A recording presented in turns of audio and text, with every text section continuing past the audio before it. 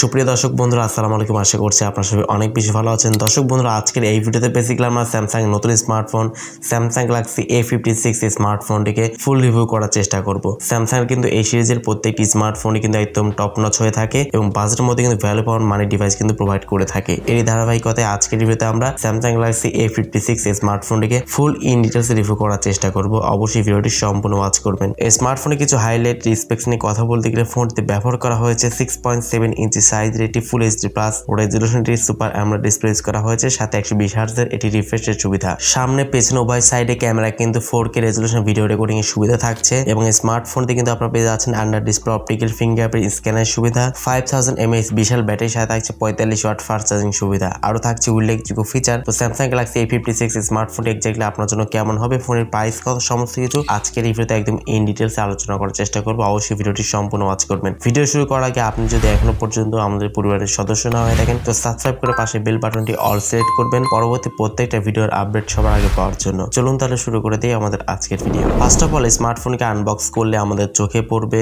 কাঙ্ক্ষিত স্মার্টফোনটি। থাকছে একটি SIM ejector pin, type C cable, কিছু পেপারস, বাট এখানে কোনো প্রকার চার্জার আমরা দেখতে পাচ্ছি না। বাট 45 ওয়াট ফাস্ট চার্জার কিন্তু এখানে সাপোর্ট দেওয়া হয়েছে, বাট বক্সের সাথে কোনো প্রকার চার্জার আমরা দেখছি না। মোবাইল ফোনের ডিজাইন এবং লুকসের কথা বলতে গেলে এক কথায় ফোনটি জোস লেগেছে আমার কাছে। ফ্রন্টে কিন্তু মিডল পাঁচল ক্যামেরা ইউজ করা হয়েছে, ব্যাক সাইডে কিন্তু ক্যামেরা শেপটি একদম এক সাইডে রাখা হয়েছে, ব্যাক সাইডে কিন্তু গ্লাস ইউজ করা হয়েছে এবং ফ্রেমে কিন্তু অ্যালুমিনিয়াম ফ্রেম কিন্তু ইউজ করা হয়েছে। ফোনটির সামনে পেছনে উভয় সাইডে কিন্তু গোয়েলা গ্লাসের ভিকটাস কিন্তু প্রোটেকশন করবে এই স্মার্টফোনটিতে। বিল্ড কোয়ালিটি কিন্তু যথেষ্ট ভালো লেগেছে আমার কাছে। 198 গ্রামের এই স্মার্টফোনটি ধরতেও কিন্তু অনেকটা স্লিম এবং এই ফোনটি কিন্তু IP67 dust and water resistance 1 metre পর্যন্ত কিন্তু সর্বোচ্চ 30 মিনিট পর্যন্ত কিন্তু পানির নিচে কিন্তু এই স্মার্টফোনটিকে ইউজ করতে পারবেন। ডিসপ্লে সেকশনে ব্যবহার করা হয়েছে 6.7 ইঞ্চি সাইজের একটি ফুল এইচডি প্লাস রেজোলিউশন একটি সুপার অ্যামোলেড ডিসপ্লে ইউজ করা হয়েছে। ডিসপ্লেতে পাচ্ছেন 120 হার্টজ একটি রিফ্রেশের সুবিধা, HDR10 প্লাস সাপোর্টেড এবং সর্বোচ্চ 1900 নিটস পিক ব্রাইটনেস সুবিধা পাচ্ছেন এই স্মার্টফোনটিতে। এবং এই স্মার্টফোনটিকে প্রোটেকশন করবে Corning gorilla glass Victus plus কিন্তু প্রোটেকশন করবে,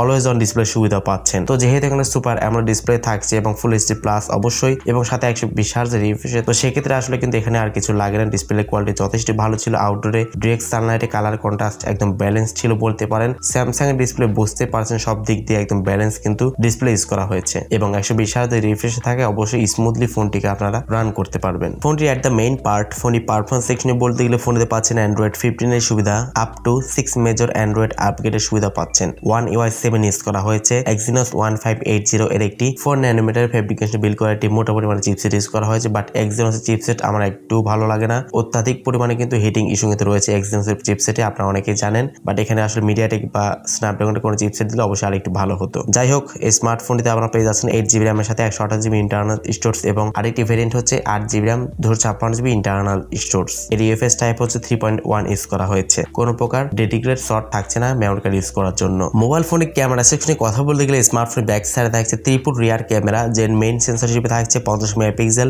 সেকেন্ড ক্যামেরাটি হচ্ছে 12 মেগাপিক্সেল, এটি আলট্রা ওয়াইড সেন্সর এবং থার্ড ক্যামেরাটি হচ্ছে 5 মেগাপিক্সেল, এটি ম্যাক্রো শুটার ইউজ করা হয়েছে। ফ্রন্টে থাকছে 12 মেগাপিক্সেল একটি ক্যামেরা। ফোনের সামনে পেছনে উভয় ক্যামেরা দিয়ে আপনারা সর্বোচ্চ 4K তে 30 fps ভিডিও শুট করতে পারবেন এবং 1080p রেজোলিউশন সর্বোচ্চ 60 fps টা আপনারা পাবেন। এখানে কিন্তু 4K সুবিধা থাকছে, যেটা অবশ্যই খুবই ভালো ব্যাপার। আপনারা কিন্তু 4K তেও ভিডিও রেকর্ডিং করতে পারবেন। সো যারা আসলে ব্লগিং করতে চান, ইউটিউব করতে চান, তারা কিন্তু অনায়াসে কিন্তু করতে পারবেন। কন্টেন্ট ক্রিয়েশনের জন্য খুবই ভালো হবে এই স্মার্টফোনটি। এছাড়া ফোনতে অ্যাজ ইউজুয়াল যে সমস্ত বিষয়গুলো যেমন লাউড স্পিকার, কোনো প্রকার 3.5mm হেডফোন জ্যাক থাকছে না এবং স্মার্টফোনতে আন্ডার ডিসপ্লে অপটিক্যাল ফিঙ্গারপ্রিন্ট স্ক্যানের সুবিধা পেয়ে যাচ্ছেন। স্মার্টফোন ব্যাটারি সেকশনে কথা বলতে গেলে ফোনে পাচ্ছেন 5000 mAh এটি ম্যাসিভ ব্যাটারি সেটআপ এবং স্মার্টফোনে 45 watt fast charging supported, but বক্সের সাথে কোনো প্রকার চার্জার আমরা দেখছি না। সম্ভবত চার্জার কিন্তু স্মার্টফোন বক্সের সঙ্গে থাকবে না এবং এই স্মার্টফোনে কিন্তু বিভিন্ন ওয়েবসাইটে দেখলাম যে এখনো পর্যন্ত এর প্রাইসটা অ্যানাউন্স করা হয়নি। প্রাইসটা এখনো পর্যন্ত আপকামিং রয়েছে। অবশ্যই ফোনটি যদি লঞ্চ হয় অবশ্যই কিন্তু এই ফোনটি কি প্রাইস সম্পর্কে আপনারা বিস্তারিত জানতে পারবেন। তো আপনারা কি মনে হয় এই ফোনের প্রাইসটি কত হতে পারে ফোনের কনফিগারেশন অনুযায়ী? কমেন্ট সেকশনে আপনার মূল্যবান মতামত জানাতে একদমই ভুলবেন না। সো আজকের মতো এই পর্যন্তই, দেখা হচ্ছে নেক্সট ভিডিওতে। সে পর্যন্ত সবাই ভালো থাকবেন, সুস্থ থাকবেন।